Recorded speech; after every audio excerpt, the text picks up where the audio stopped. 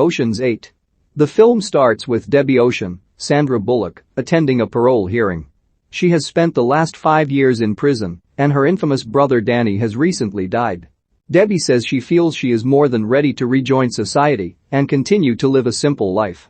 The first thing Debbie does upon being released is go to the mall and pinch several items after pretending that she was there to return them.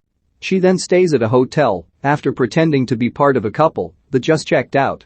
On her next stops, Debbie visits Danny's tomb where Ruben Tishkoff, Elliot Gould, appears to tell Debbie that she doesn't have to do whatever it is that she is planning to do next. Debbie also goes to find her ex-boyfriend Claude Becker, Richard Armitage, an art dealer who also snitched on her and caused her to get sent to jail. She finds him at an art gallery and intimidates him with a shiv made from a toothbrush, but she only takes a button off his shirt. Debbie reunites with her former partner in crime Lou, Kate Blanchett, who works at a bar where she and her cohorts are watering down vodka. Debbie lets Lou in on a new scheme of hers that she needs Lou's help on. They take a visit to the Metropolitan Museum of Art, where the upcoming Met Gala is about to be held, and Debbie is planning a heist.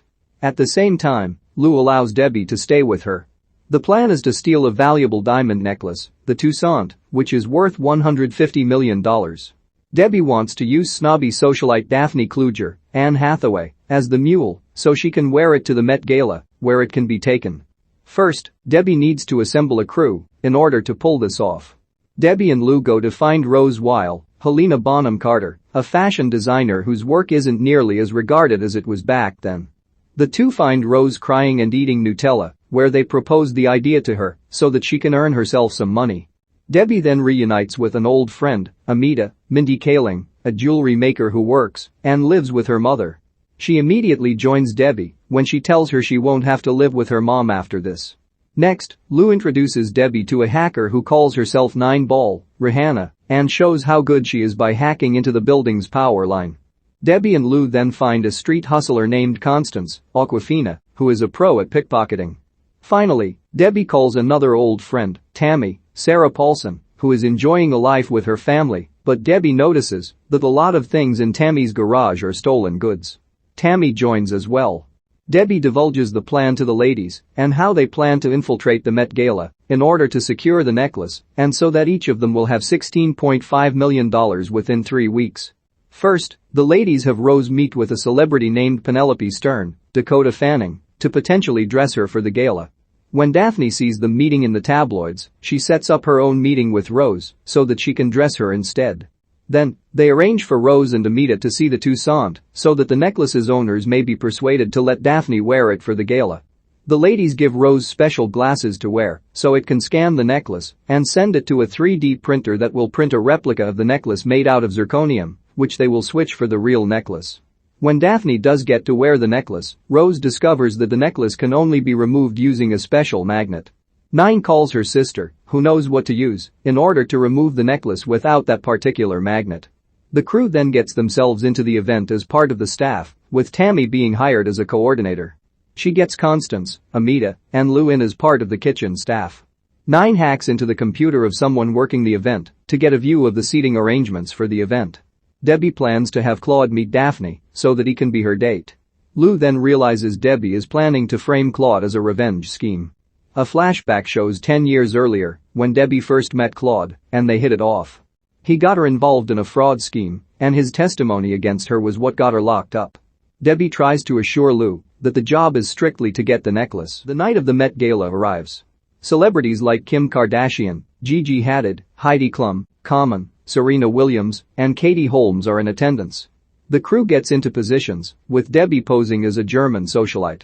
Daphne shows up with Claude as her date after Debbie had it made so that they could meet and hit it off. Lou adds something to Daphne's soup that causes her to run to the bathroom to start puking. Constance manages to swipe the necklace off her as her head is in the toilet. She passes the necklace to Amita, who goes to the bathroom to start splitting the diamonds off the necklace. After Daphne leaves the bathroom, her bodyguards notice that the necklace is missing. They lock the place down as they go searching for it. Before Amita can be found by a guard, Tammy pulls out the zirconium necklace and hands it over. Constance then gets the diamonds and hands the individual pieces to the rest of the crew before they disappear. Soon, the fake necklace is discovered.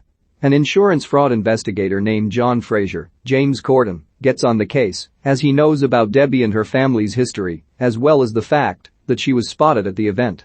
Fraser speaks to Claude, Daphne's guards, and the gala's staff as they are suspects.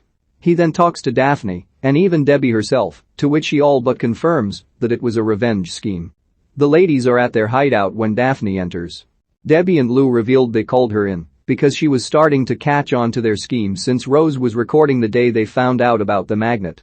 Daphne is actually eager to join since she doesn't have many female friends, and she finds this to be exciting. Daphne later plants evidence in Claude's apartment, which is made worse for him when 4 elderly women have also had valuables of theirs placed in his possession. Claude is sent to jail. The crew celebrates their success, but Daphne points out that stealing the one necklace and splitting it 8 ways didn't sound like a great plan. That's when Debbie reveals that they stole all the necklaces from the gala during the lockdown. Lou had help from the amazing Yen Xiaobo Qin, who easily made his way through the laser detectors and helped Lou secure the items. With all the money they want, the ladies split off to do whatever they want. Amita moves to Paris. Rose opens up her own dress shop. Constance gets her own place in the city. Tammy operates a warehouse with more stolen goods. Nine continues her hacker work. Daphne becomes a film director and even directs Anne Hathaway. Lou gets herself a motorcycle. Finally, Debbie goes back to Danny's tomb with a martini to tell him, "You would have loved it." Con artist Debbie Ocean, sister of the now-deceased Danny, is released from prison after a 5-year stint for a fraud scheme. She reunites with her partner in crime Lou to pull off a heist at the Metropolitan Museum of Art, where they plan to steal a $150 million necklace, the Tuiscent.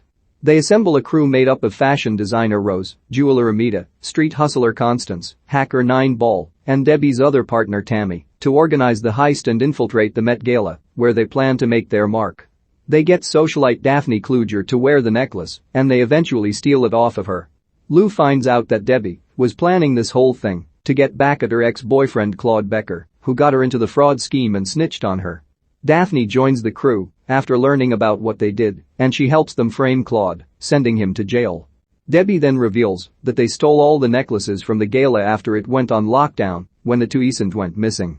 The ladies split the profits and go on to do whatever they want to do.